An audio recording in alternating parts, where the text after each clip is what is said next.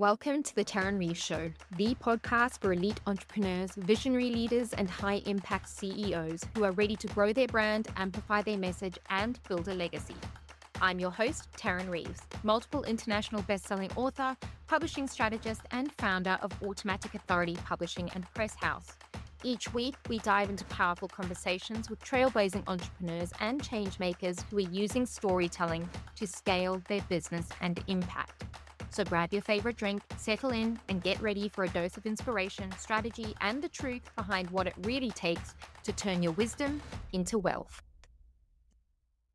Alrighty, everybody, please meet Evolve Benton, speaker, author, and transformational coach. Evolve is the powerhouse behind Speaking for Profit University, where they've helped students generate over $3 million through public speaking and consulting.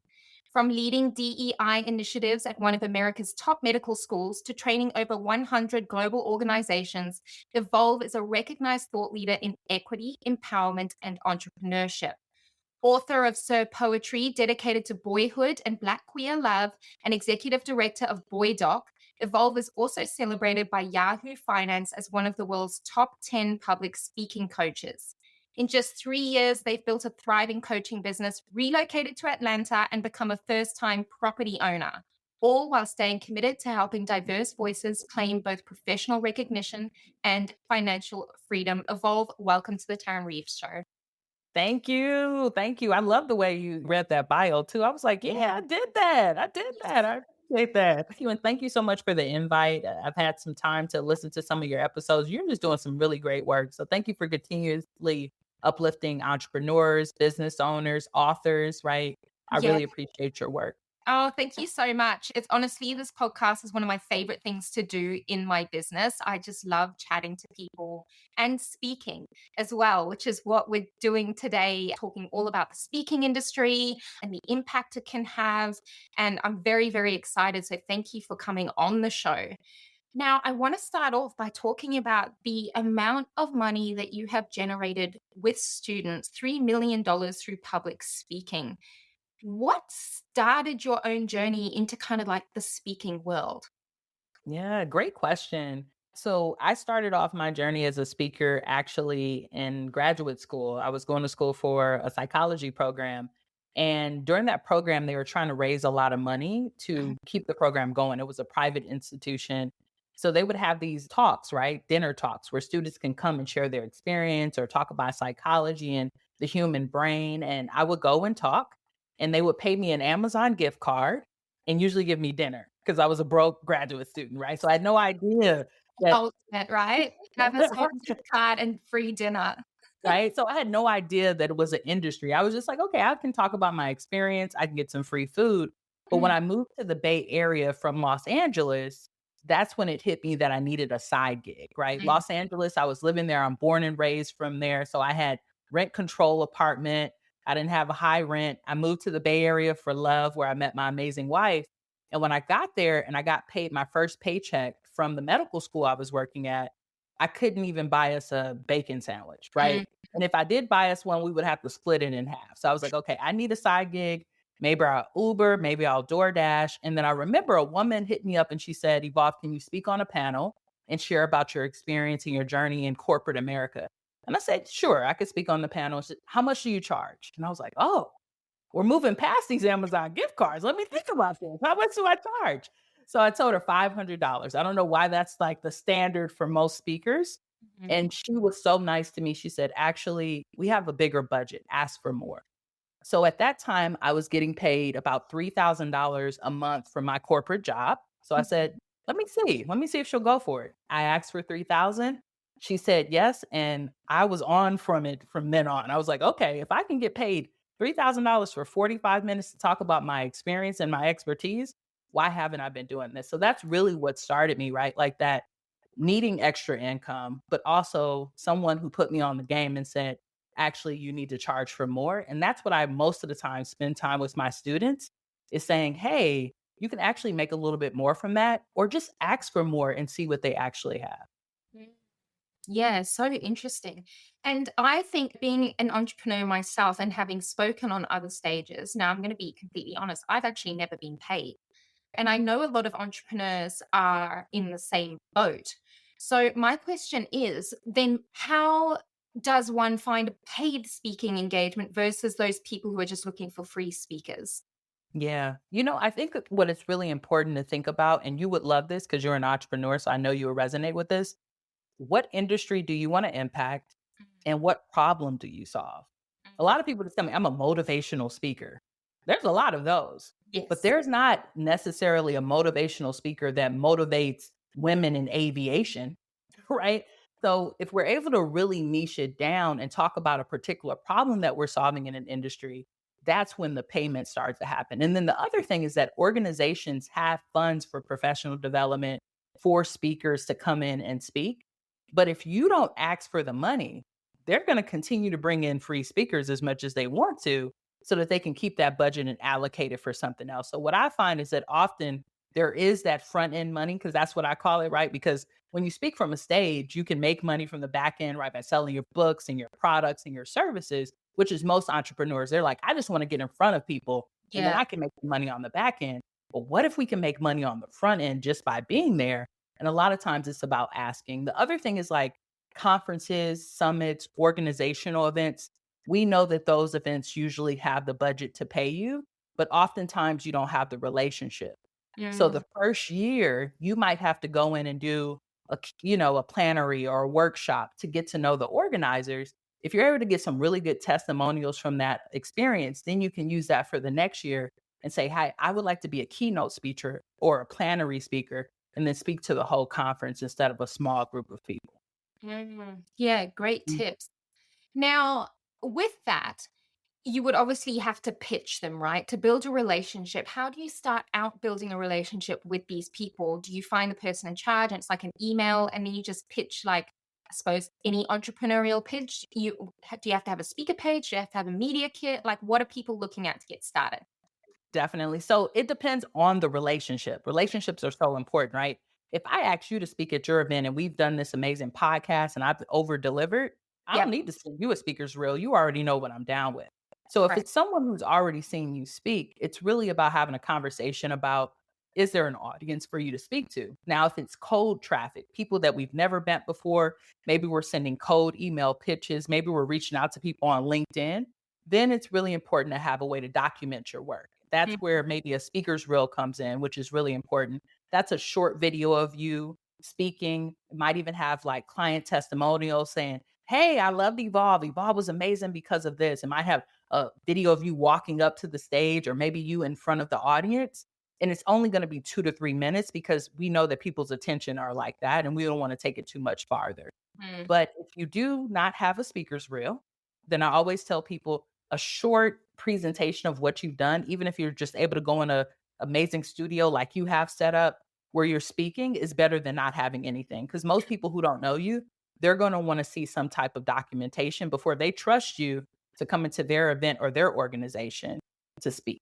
Right. So you at least need a speaker's reel. The other thing you need is actually a pitch. mm, Right. And that's where understanding what industry and what problem you solve is key. But what event are you pitching to?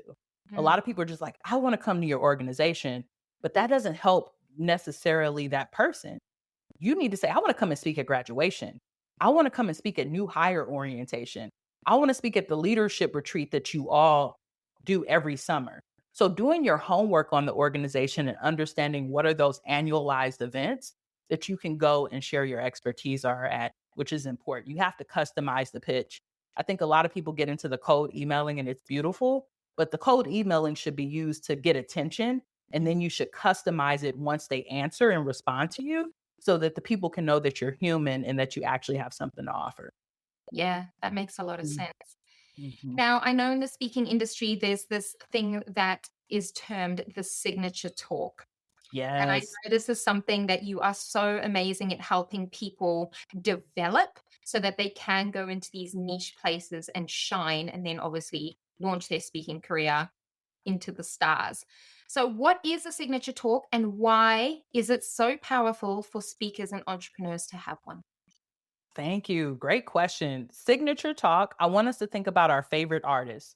Mm, My favorite artist that is living is Beyonce.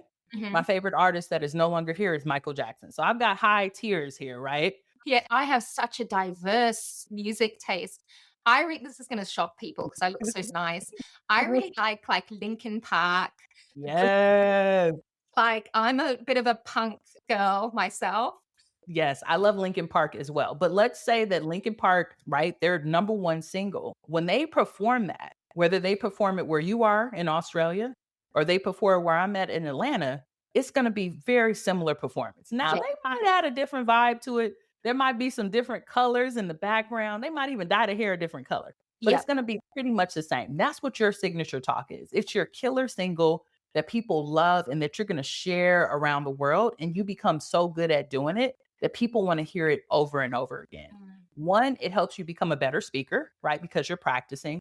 Two, it helps you develop a framework and a story so that you can put it into other mediums. That's when you'll see people that say, "Hey, I have a book talk," because they have a signature talk that's actually connected to that. And yeah, then the other thing is it makes you memorable, right? Because people will be like, you know what?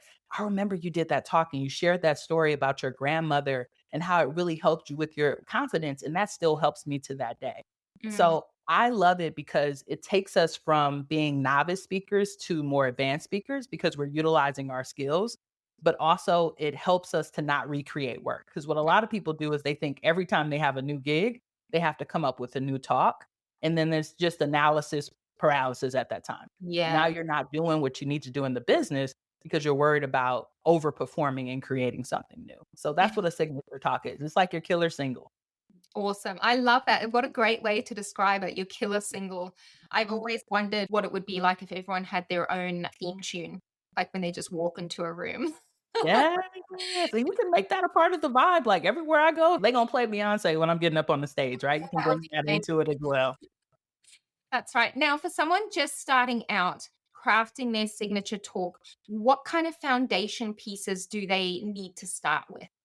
Yeah, I would say that you need to at least have an understanding of what you want the outcome from the signature talk to be, and this is what I work with a lot of my clients in the profitable speaker circle, the community that I have around. People oftentimes are connected to other stories that they've heard, right? So they'll say, like, I heard Oprah or other people do this motivational speech. And I have to tell them the reason that Oprah is motivating you, yes, the speech is amazing, but it's because you know who Oprah is. You Mhm, know her story, you know her struggles, right? And that's because she's a public figure. But for you, oftentimes the audience doesn't know. So, do you want to motivate? Do you want to inspire? Do you want to leave them with a transformation? What type of feeling do you want the audience to have? mm, And then we backtrack that with a storyboard. What are the stories that you tell often in your life that are easy? Like one of the stories I always often tell people is the benefits of taking care of yourself. And I mm, often describe how I was having a conversation with my grandmother when she was really going through some health challenges. And she told me, she said, Evolve, charity starts at home and then spreads abroad, right? So the importance of starting with our vessel before we give it to others. I can tell that story over and over again because I remember and I was in that moment with my grandmother. If we have those key stories, we can build that into our signature talk and build that around our framework. And then the other thing is like, what problem is the talk solving? Is it like ending world hunger? Is it telling young people to get off of social media so that they can actually enjoy the world and not have these chronic headaches that we're starting to hear about? Like, what is the key problem that the talk is solving? So if you're able to have those foundational things in practice, which is what we do in the circle, usually you'll get a little bit more comfortable with it. mm. Mhm. I'm loving the crossover here between our two industries, you being in the speaking industry and me being in the publishing industry. You know, the signature talk really is your best-selling book as well, Yep. and there's a lot of crossover in telling those real, raw, vulnerable stories, making people feel something. And it's start with the end in mind. That's when I'm working with people on writing their best-selling books to position them as authorities and lead generating for their business. It really is start with the end in mind. What do you want that ideal listener or that ideal reader to walk away with? And what do you want them to do next? Yep, exactly, Yeah. exactly. Because the key is to not only have them wanna hear it once, but have them to want more, and I Mm. know that that's what you do with authors right for the book, so when they're ready to write the next one, right, it's an easy transition. I love that. Absolutely, absolutely. It becomes this little ecosystem. Now, with books, we often talk about a lot of visibility, income, and impact. And I know that this ties in so beautifully. In my very biased opinion, every entrepreneur should have a speaking career as well as a best-selling book for their business. I Um, agree, I agree. I can't wait to work with you on my book because I wanna excited write a business book. I've written a poetry collection, but I have not written my business book yet. So I am looking for a coach. So when I seen that you did that, I was like, "Oh, I'm on the right show." I'm Well, it excited is about it. happening, baby. Like, especially speaking career, because they do tie in so nicely, especially when pitching, right? If you are pitching to a speaking event, also let's just even go the media. If you're pitching to a podcast, if you're pitching to a radio show, a newspaper, a digital publication, Forbes, Entrepreneur, anything like that, if you lead with, I'm a best-selling author and I do this, this, and this, and here's my speaker reel, and here's my a link to my best-selling book, they automatically want Yeah, to sign you over someone who doesn't have that, right? And exactly. vice versa. It's, oh, here's my speaking reel. Here are all the events that I've done. They're going to choose you every time over somebody who has maybe not got as much experience or hasn't done the work yet to get to Exactly. that position. And it's this weird, subtle psychology that happens behind it. And I don't think people ever really think about it, but event organizers automatically think that you know what you're doing and you're an expert in your space if you have speaking evidence as Yeah. well as a book under your belt. They just go, "Yep, I'm signing this person." I What think it's legitimacy, right, and credibility, but it so also shows discipline. There takes a lot of discipline to become a really good speaker, and it takes a lot of discipline to do a book. So I believe that absolutely. too. If I see that you have that, that's the Carfax for me. I believe. And including awards, right? Like business awards, anything like that. It's just that authority building. My whole business name is Automatic Authority because of that very reason. Yes. Right? And it becomes this gateway. Your signature talk, your book becomes this gateway to more visibility, income, and impact. And that's really what we want as entrepreneurs. Exactly. I mean, we want more people to know about us and for us to have to do less work, right? So I Mm, always say if you're able to document yourself, clone yourself, which essentially is what a book is, or yes. if you have a podcast, right? People could be listening your podcast right now and you're in this conversation. So creating as much evergreen content that we can as possible, it's less work for us as business owners. And we could spend time really serving our clients and doing Mhm. the work that we love to do and creating impact. So I totally agree and resonate with that. Yeah, I always say work smarter and not harder. And books, speaking recordings, and especially with the advance of AI, right? Like you can plug a whole chapter of your book or upload the transcript from your speaking event into ChatGPT or whatever it is and go, hey, like pull a heap of content. Next minute, you've got a year's worth of blog posts and YouTube shorts and TikTok videos. It's like, why? Why would you not be doing this? Is the Yeah, question. exactly. I had a call with my clients yesterday and I told them, I said, write this in the chat. If you don't use AI, you will be left behind. 100%. You Yep. have to just go on and tap into it because the folks who are using it, they're going to be faster. It's Mhm. going to be quicker. And the smarter it becomes, it's also going to be like light years ahead as far as information. So Mhm. I totally believe in that. And some people, I think that the reason they struggle with it is because they're literally trying to use AI, but not humanize it. It's like I you got to give AI something. Who are yes. you? You got to feel Work it. with it, like, really intimately, and people always ask me as a writer, because I ghostwrite books for people, I freelance write for the media, like, writing's my thing, right? And people go, "As a writer, aren't you worried that AI is going to take over your job?" I'm like, "Absolutely not," because if No, you watch people plug something into AI, it spits out this really robotic sounding thing. Then you have to ask another question, and then you have to ask another question or give more guidance or feedback, and then it usually goes, "Hey, like, okay, thanks for the feedback. That's awesome. What about this?" And then you go, yep. And then you like can take that and change a few words here and there. And it's not this, I think people have this misconception about AI where they go, oh, I'm just going to copy and paste whatever it says and then wonder why it lands flat or it doesn't sound like you. I mean, you've got to have a brain in your head. You've got to be the expert in your space already. you To gotta AI, be a critical thinker. That's what you're talking about. critical Critical thinker. thinking, Yep. layers of question, deeper and deeper, right? Mhm. And you have to know the field and industry in order to really be successful in that. Exactly. People go, "Oh, well, I'll just go into AI and it'll write my whole book for me." I'm like, "Yeah, good luck with that because you're gonna struggle 'cause you're obviously not the expert in your space." Like, you've gotta be the expert first. You've gotta know what you're talking about. Let's talk mistakes. Mm. Have That's a great pivot. a good mistake story. I wanna know, What are the biggest mistakes that you see new speakers or new entrepreneurs trying to make it in the speaking industry when they are trying to get paid to speak? Because there's a free summit every other day in a Facebook group, and they usually have an audience of about 10. We don't want to play there. Like you can start out that we don't want to play there, right? What mistakes are people making? The number one mistake that most people make is that they wait too long to charge, Mm, right? So it's like you've spoken at this event and that event, they've never paid you. So when it does come to an opportunity to negotiate, you're always going to skew low because you haven't been in enough negotiations. You just haven't done enough reps. So mm, they don't charge quick enough.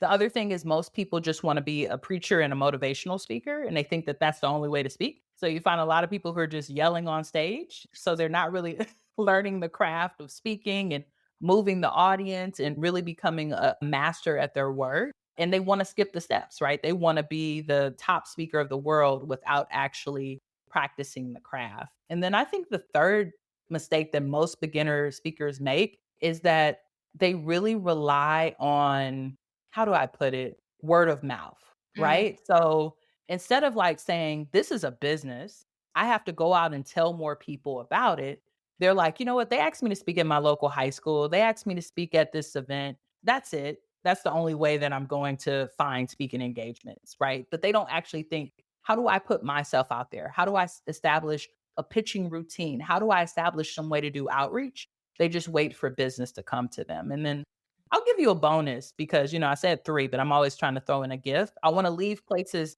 better than when I arrived at them at all times, but not getting testimonials. That's mm. something that I actually made a mistake with. I told you I was speaking up here in the Hollywood Hills, eating those good old charcuterie boards, and I never asked for anyone to give me feedback. So when it came to me shifting to being a professional speaker, I was like, I wish I had more testimonials and I asked for more feedback during the time so that I could have that as my credibility to share with other people as I'm doing more outreach. Yeah, Mhm. absolutely. Now, I want to talk about this outreach because you're right. Most people just sit on their butts. And it's the same thing with a book, right? Publish a book or you do a speaking event and then you sit on your butt and wait for the bookstore to come to you or the next business come to you and ask you to speak. Unfortunately, it doesn't work like that. Not with the amount of noise and competition in the arenas that there are now. So, what are some of the key things that somebody can include in like a speaker pitch or a speaker kit that will actually get attention, that will help them stand out? Yeah.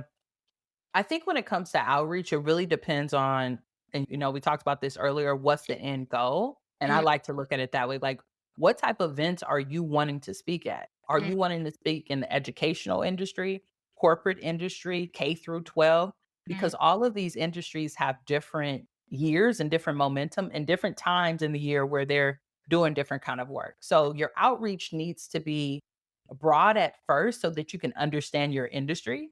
I find that sometimes when people go niche down and they're like, I just want to speak at a college graduation, that's great. But there's other things that happen at colleges. So yeah. why don't we look and see what are the events that happen on a regular basis and pitch to the event first. Mm, Then once you're on the campus or once you're at the organization, you can talk about more. Now, what you asked me was more about like the messaging.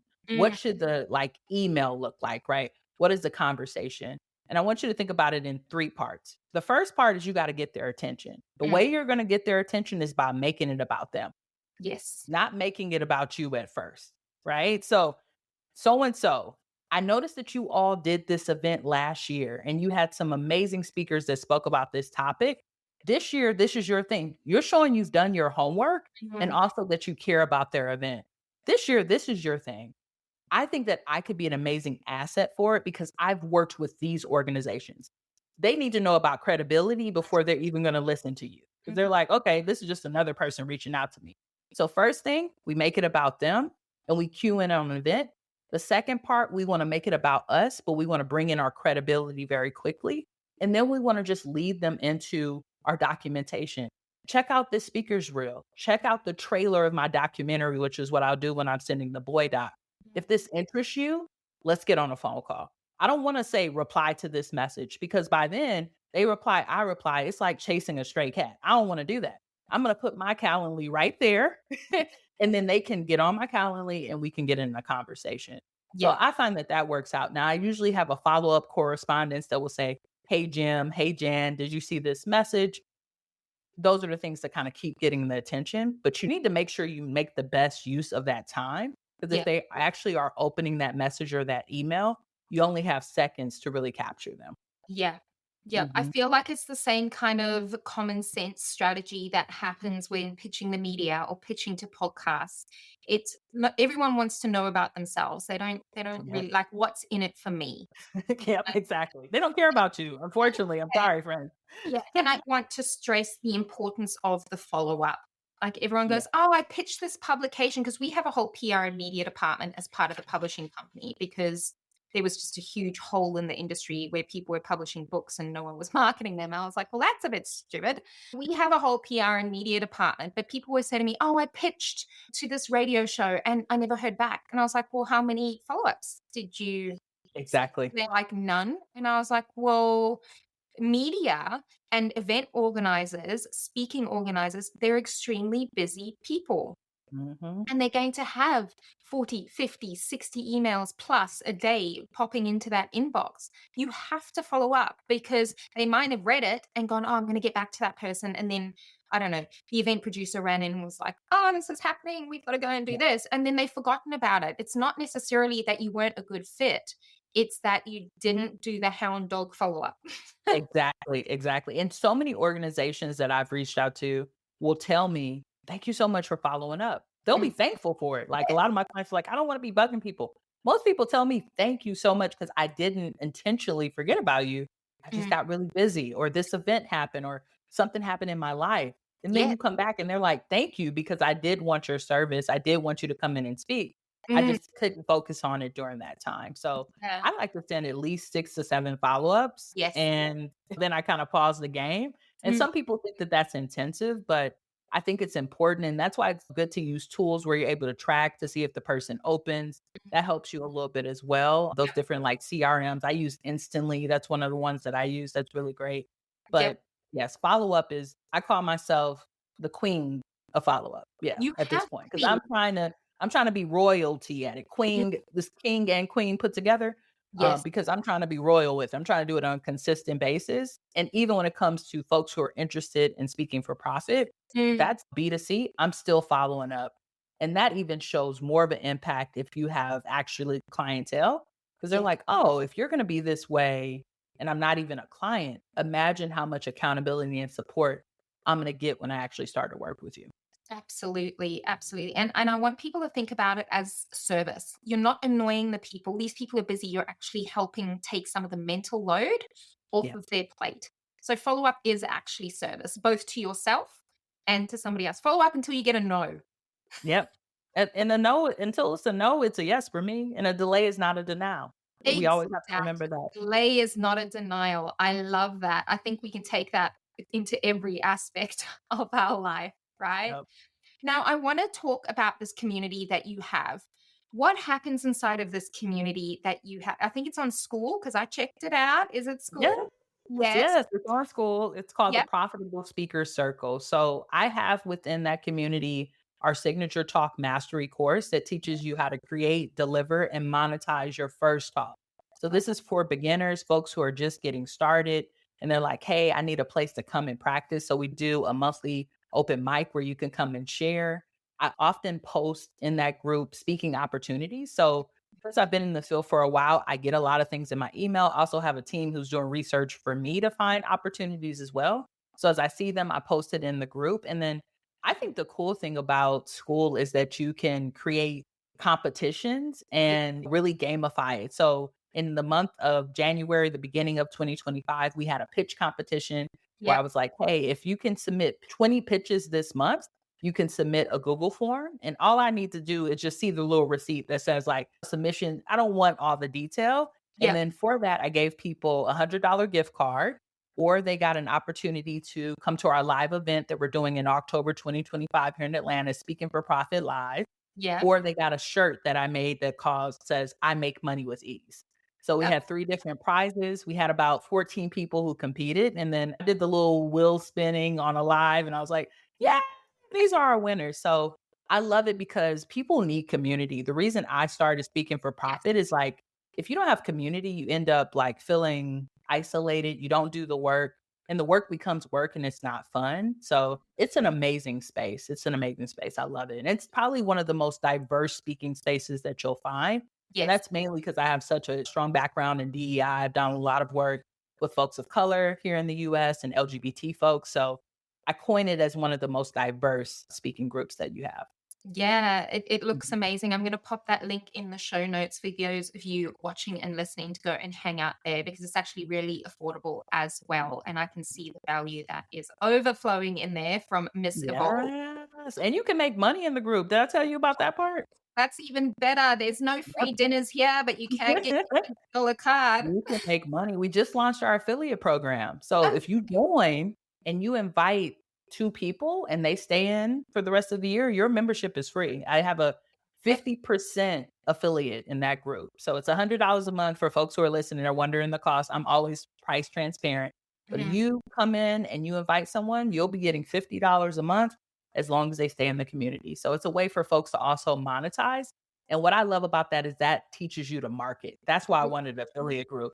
You become more and more comfortable marketing someone else's product, then you can definitely market your own. absolutely. Now, while we're on the topic of numbers and money, I want to know the juice behind how much do public speakers really get paid and what does that look like at different levels? Because obviously, a starter speaker is not going to get paid as much as someone who's pretty much made it their bread and butter. But what kind of numbers are we looking at here? Yeah, it depends on what a starter speaker is. Some Mm, people come to me and say, I'm a starter speaker, but they have a PhD. They have a whole book of research that they've done. They have credibility in their field. So they're not a starter, but they feel like they are because that's not the way that they've made money. yes. Whereas you have some people who've literally never spoken before, like they Yeah, were the computer programmer behind the computer. So I'll say it depends on your years of experience and your expertise. But what I see with my clients, the minimum that I want most people to charge is $3,000 because that's where I started, right? So at minimum, $3,000 a speech. Maximum, my wife just hosted a 2-day workshop event on healing with some state legislators here. And I think that was a $250,000 contract, right? wow. That was more of like facilitation, putting on an event, bringing in other speakers, right? So this can take you so many different places.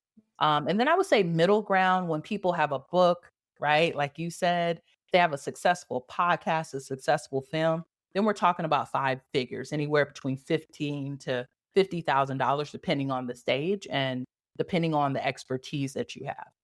Amazing. So if you're already an entrepreneur, I think it would be so silly for you not to monetize a speaking career. And Just why? ask for the budget, y'all. Like, a lot of us are just afraid. Like, people hit us up and they're like, "Come and speak." And you're like, "Okay, cool." But instead say, "Do you have a budget for that?" Just see.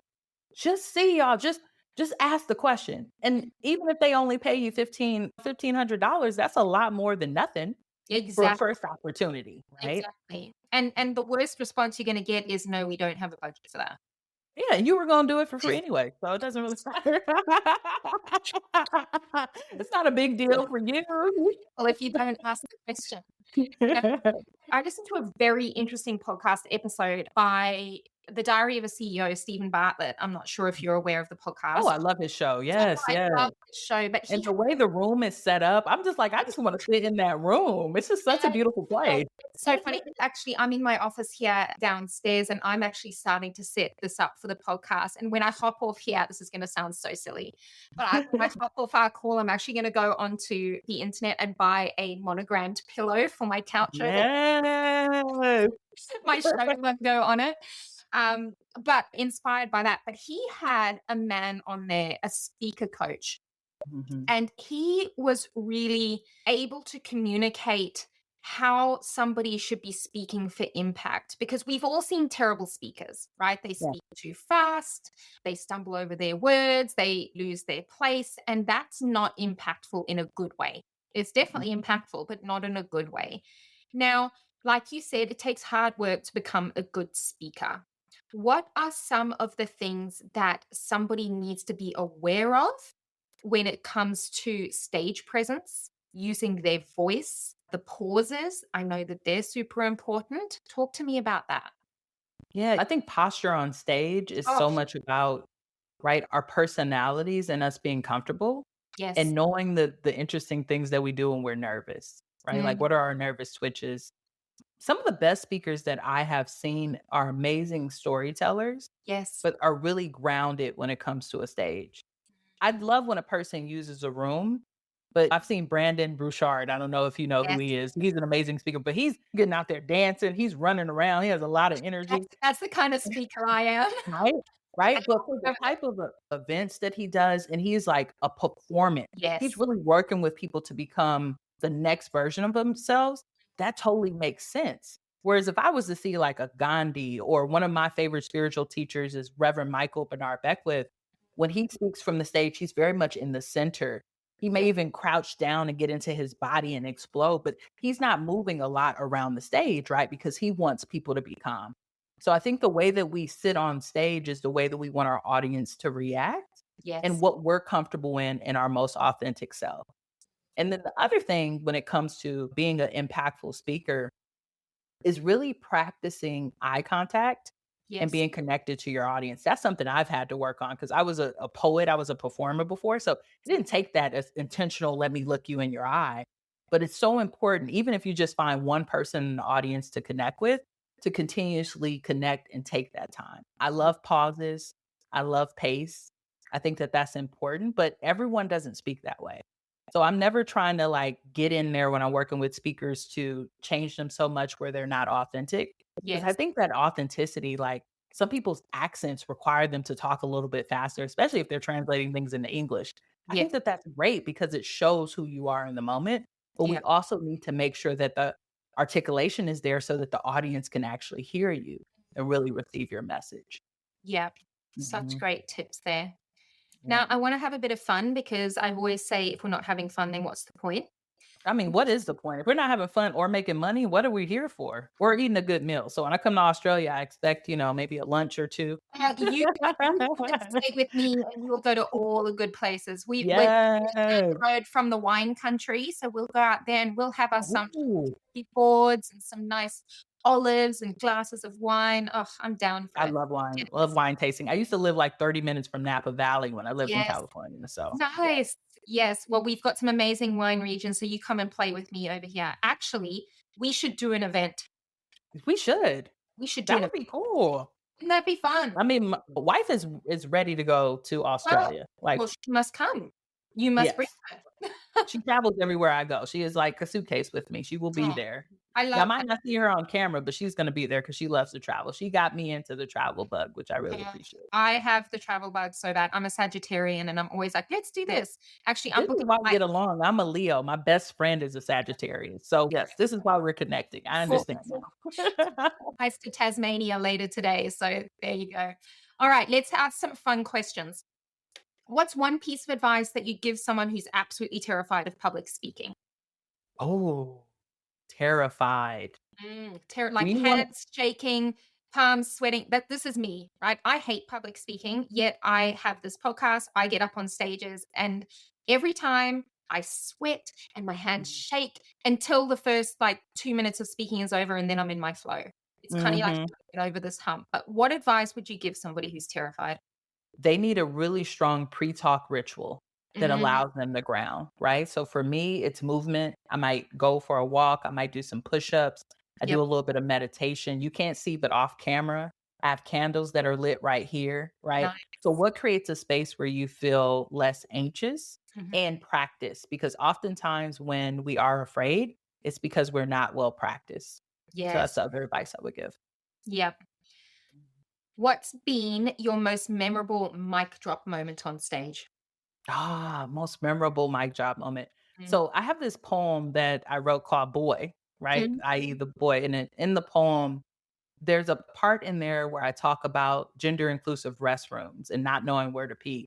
And I remember the first time I did the poem, it is funny. It is a funny line, but I didn't take it as funny. Yeah. Right. So someone just starts laughing in the background. And I think that, I don't know if that was a mic drop moment for me, but I think it's a cool moment. This is why practice of a signature talk is important because it's not just you once you get on the stage, it's the audience. And Mm, you'll get to know the moments where maybe it wasn't meant to be a joke, but it was a joke and everyone's going to laugh out loud.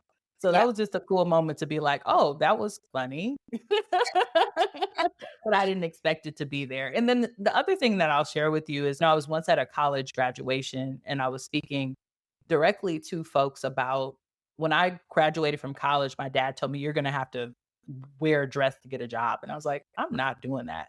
No. Right. And that's one of the stories that I tell, especially at like queer graduations. And I remember sharing that story in particular, and the person coming up to me afterwards and really feeling affirmed about who they could be to show up to their job interview. And they got that job. So for me, that's always like a really like intimate moment where I was like, I was able to share my experience. They were able to actually put it into practice and be successful. I love that. What a gift to give somebody. See, and this is the power of speaking as well. Like, and writing a book, I always say if just one line, one sentence, one thing that you share with someone changes somebody's life, Forever, y'all. like what job done? Like, what a gift. It's That's beautiful. beautiful. All right, let's fill in the blanks. Oh goodness. Okay. Fill in the Okay, blanks. let's I do mean, it. I'm a writer. I'm looking at sentences, okay? Speakers don't just inform, they what? Profit. No. I love it. They profit. Beautiful. What's one speaking related myth you'd love to bust forever? Mm, one speaking method that I love to what forever? One speaking related myth that you'd love to kick to Oh, the curb forever. that you can't say, Oh. And I don't like it all the time, but if you look at like newscasters, sports people, everybody's umming around. So all this like I'm getting rid of the thing, it's like just be yourself.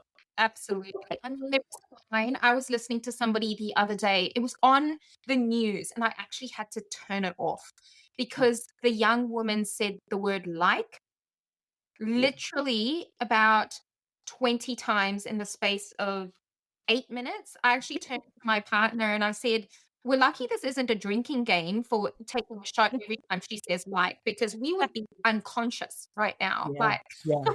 like, Usually when people have those things, right, and I have it sometimes, it's because we're not slowing down. So if mm, I notice myself umming and liking or doing any of that alike, I'm like, "Oh, I need to slow down so that the words can come before they enter here." mm, Right? Just slow down. Usually the is just like it's a bridge because you're yeah, not giving yourself the pause. That's all and that is.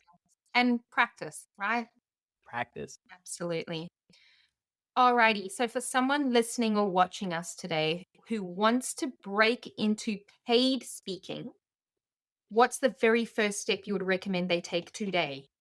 Very first step is you should join the Profitable Speaker Circle. That would Fun. be a great place to get started. But you need to make a list of conferences and events in your local area that are happening in the next 6 months and pitch them. If Mhm. they're up the street from you, if you could take a bus, a cool Uber, or walk there, why aren't you actually pitching them and trying to get on the stage? Yeah, absolutely. So I know our listeners can connect with you and learn more about all the links that I'm going to pop in the show notes, but let's talk about Mic Drop Millions framework. It's kind of like your Mhm. special sauce. Where can they learn more specifically about Mic Drop Millions? Definitely, they can learn more on my YouTube channel. I post every week, very similar to you on Speaking for Profits YouTube channel. Mhm. And then I teach that framework primarily in my higher tiered speaking program, which is called Speaking for Profit Academy. It's 12-month program and we support you with making your first 100K plus in speaking. But what really is into the mic drop, because I know people are like, okay, that's a cool name, but what does it really mean? Right? And we think about three things. We think about you building your actual credibility. So a speaker's reel or some type of speaker's kit. If you have a book, then we can turn it into a speech. If you have a speech, we have a friend that can turn it into a book. So we I'm got you for that as well. How do we build our credibility? How do we build our audience? Because as we're growing as speakers, we need a method to be able to bring our email list in so we have people that we can reach out to. And then how do we build our profit? And that's all about negotiation, getting on phone calls, sales, and all of those practices. And that's what goes into it. So if you're interested in that, that is like a more, I guess, pricey program. That's what people will call it. But Yep. for me, it's more about you have more access to me and my team. but there's some do it for you opportunities in there, including a media kit. And you get to come to Atlanta, hit the stage, and we'll record you and put together your speakers reel. Amazing. It's just like everything in entrepreneurship, it's the time versus money Exactly. decision Yeah. that you get to. Yeah. And for some people, you've been speaking for a while and you still don't have a video of yourself. Yeah. Yeah. Why is that? What's that about? Is that really about the lack of knowledge around recording a video? Mhm. Or do we need to build our confidence up and really start to look at this as a business? So if you're looking to take it serious, it's definitely a great program for you. Absolutely. Now, we have a tradition here on the podcast called the Book Drop Evolve, and we Yes. want to know what book has either impacted you personally or professionally. So do you know who Arlen Hamilton is? I don't, but I'm about to feel like I should.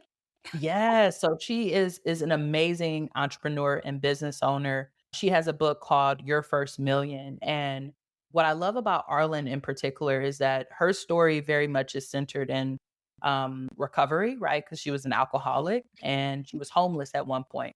She actually was living in the Bay Area in the San Francisco airport as a Wow. homeless person trying to figure it out. So what she wanted to do was be an investor, but when she started to look into investing, she was like, there's not a lot of women, Mhm. right? And there's definitely not a lot of Black women in that space. Mhm. So she's really built her portfolio around creating spaces for building money for entrepreneurs and business owners and inventors. So she is like a class A investor and she raises funds for that. But she has a book, it's called Your First Million.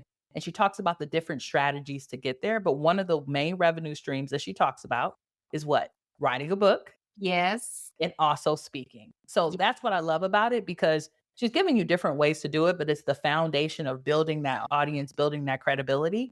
And one of the first ways that she made her first million was through the book, Your Yeah. First Million. So it's an amazing book. It's a great listen. If you want to listen on audiobook, she's actually speaking. And she Amazing. has a really cool YouTube channel as well. Very cool. I'm definitely adding that one to my list Mhm. in case Yes, I please have do. 800 years to do nothing. I know exactly. It's a really good read though. Like I think it Yeah, was. I feel like I wanna bump that one. That sounds amazing. Yes. Beautiful. All right, Evolve, thank you so much for sharing your wisdom today. For those of you Thank you. listening and now understand the importance of authority building and credibility, go and jump into Evolve's world. Her YouTube channel is incredible. I obviously friendly stalked her before she came on the show. And Yeah, thank you. her speaker circle on school is an amazing place to start. Evolve, thank you so much. Thank you. Thank you so much for the invitation, and I can't wait to visit you. My pleasure. Thanks for tuning in to the Tarryn Reeves Show. If today's episode lit a fire in you, share it with someone who needs to hear it. And don't forget to subscribe so you never miss a story that could transform your business. If you're ready to write the book that positions you as the go-to authority in your industry, visit automaticauthority.com to find out how we can help you make it happen. Until next time, keep owning your story, leading with impact, and building a legacy.